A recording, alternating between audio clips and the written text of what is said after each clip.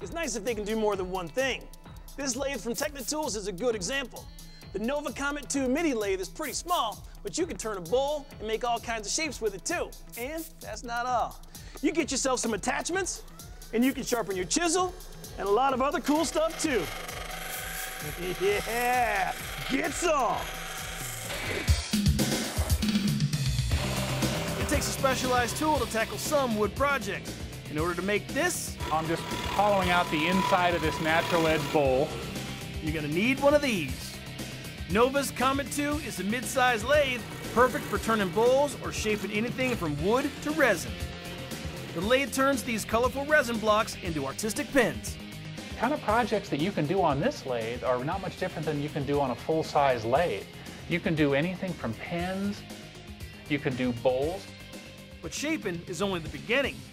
Couple it with Nova's Versaturn accessories, and the Comet 2 can handle all kinds of other jobs. I've got the grinder already on here. I don't even have to turn the machine off. So it's got the grinder, a wire brush, and a disc sander.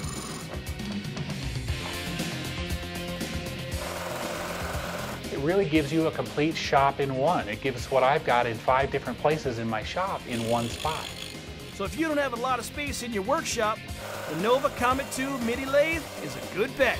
It's portable, powerful, and with all those accessories, really versatile too. Regular bar clamps can fall short when your project calls for square joints. That's where these come in. These are Woodpecker's box clamps. They're handy corner clamps that make joints perfectly square. Place the clamp on the joint and twist the knob to tighten the wedge. They're fully adjustable also, so it's not just for 3/4 inch stock. You can loosen up the back wedge, shift it in and out, all the way down to 1/4 of an inch, all the way back to a full inch in thickness. The knobs are removable, so the clamp lies flat for tabletop projects. So if you need to build shelves or boxes, Woodpecker's box clamps gives your joints a perfect square. Up next, preserving traditions at Thomas Moser Cabinet Makers. It's more than furniture. You want to call it three-dimensional art. That's what it is. You can buy their furniture or learn how to make it yourself. Creating an heirloom next.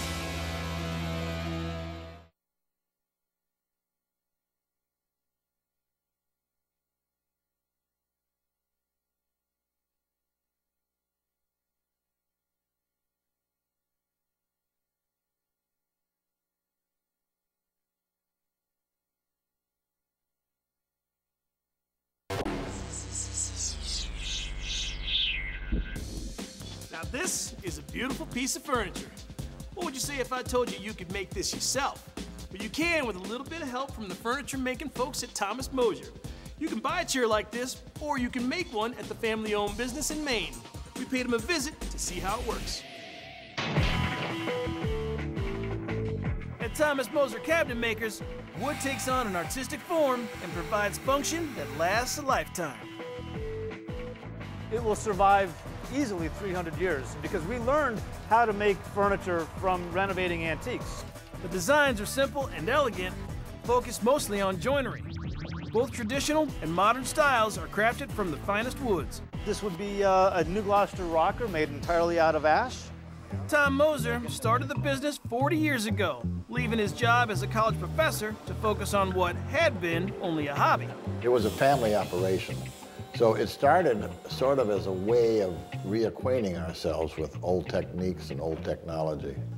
Upholding tradition is still a source of pride today. We are craftsmen. We're not furniture makers. We manipulate, design wood. The family-run shop preserves antique quality, but the process includes up-to-date tools and machines. This is our panel clamp. This is where we lay up all of our panels. Boards are carefully matched, glued, and clamped together under 350 pounds of pressure. Bending wood is done several ways, but one of the most stable is stack lamination. That calls for heat from this machine. Now this radio frequency machine is like a large microwave oven. After the resin is allowed to set up, there's no way that that skirt will ever bend, twist, bow, cup. It'll never move. It'll always stay stable. Another form of bending relies on air pressure, clamps, and jigs. This machine is as old as the chair design itself. These two jigs probably go back to the early 1970s. This is the way that we make our trade-dressed continuous armchair. You'll see plenty of modern machines in the shop, but Thomas Moser furniture wouldn't be what it is without good old handwork. It's through the celebration of traditional joinery that will ensure that this furniture will survive for multi-generations. You can buy custom-made Thomas Moser furniture, but you can also learn to make it yourself. Traditional techniques are taught during a customer in-residence program. We started the program in the fall of 2007, and since then we've had 158 people who've come from 35 different states. For 1 week, each participant works with one of Moser's master cabinet makers. The screw just keeps it from lifting up. Yeah.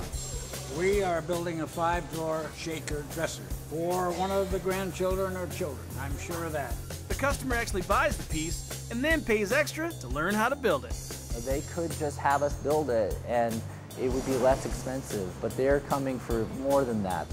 It's sort of like summer camp for woodworking enthusiasts. I'm working on the Pasadena dining room table. This is a stand-up height lectern desk. I've been copying Tom Moser for about 20 years. It's just an incredible privilege for a hobby woodworker to be up here working with these guys. They are true pros.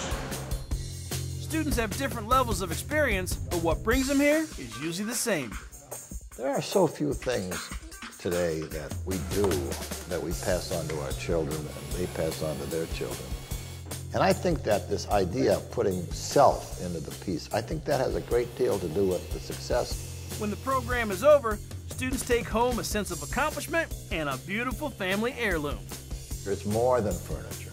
You want to call it connoisseurship, you want to call it three-dimensional art. I mean, that's what it is. You make a chair like this, now you got something to show for your vacation. You can learn more about Thomas Moser or any of the things you've seen today by going to our website at DIYnetwork.com. Thanks for watching. We'll see you next time.